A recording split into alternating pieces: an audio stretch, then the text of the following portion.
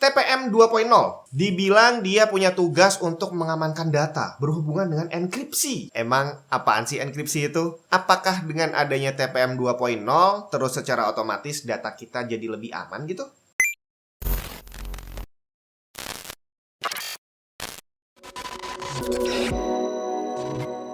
Buat persiapan upgrade Windows 11 original, siapin dulu Windows 10 originalnya. Kalau belum punya, mampir ke cdkeysales.com. Biar cepat, klik link yang ada di deskripsi, kemudian masuk ke proses pembelian, ikuti aja instruksi yang ada di layar.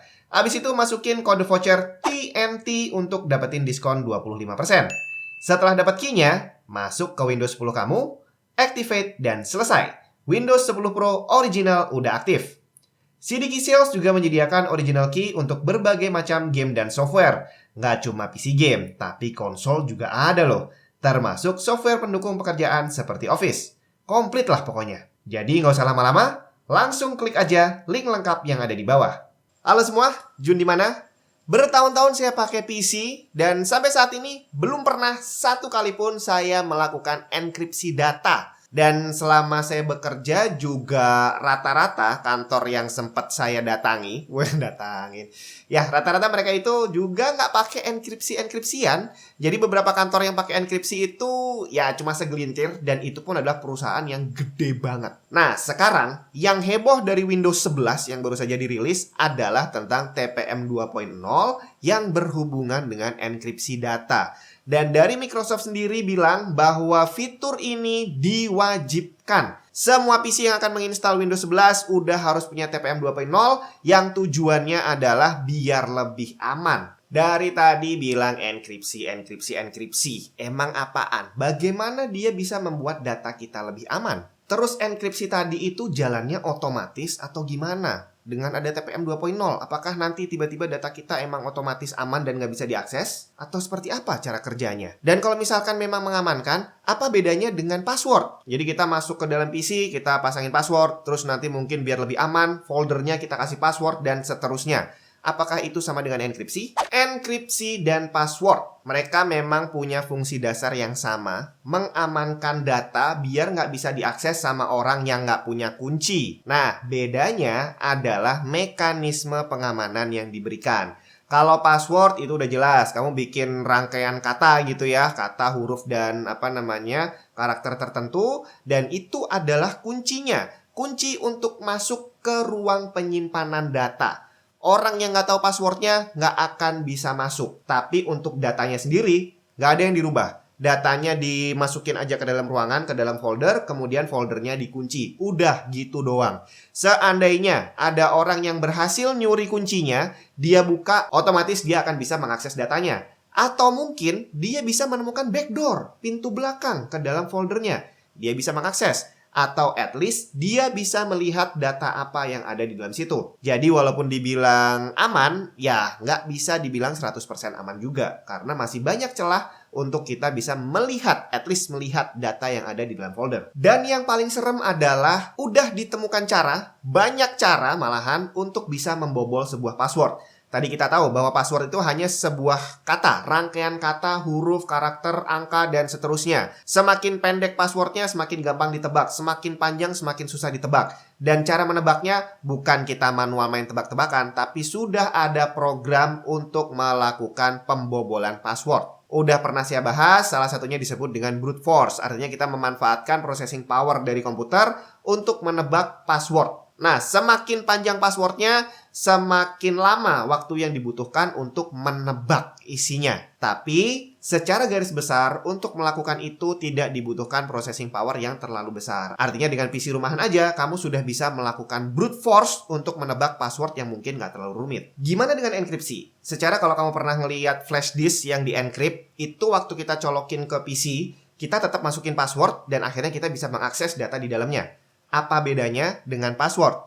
Nah, di sini yang kita perlu tahu bahwa enkripsi itu adalah suatu proses merubah bentuk atau menyembunyikan data menjadi bentuk yang tidak bisa dibaca sama sekali. Jadi katakanlah kamu punya data yang bentuknya seperti apel, begitu kamu enkripsi, maka apel ini akan dipecah menjadi barang-barang yang kita nggak tahu itu apaan. Dan sama sekali tidak bisa dibaca. Kalau kamu punya passwordnya, punya kuncinya tadi, itu sebenarnya bukan kunci untuk membuka pintu layaknya password, tapi dia adalah kunci untuk mengubah data yang tadi bentuknya acak, diubah lagi, disusun ulang menjadi data asli yang bisa kita baca.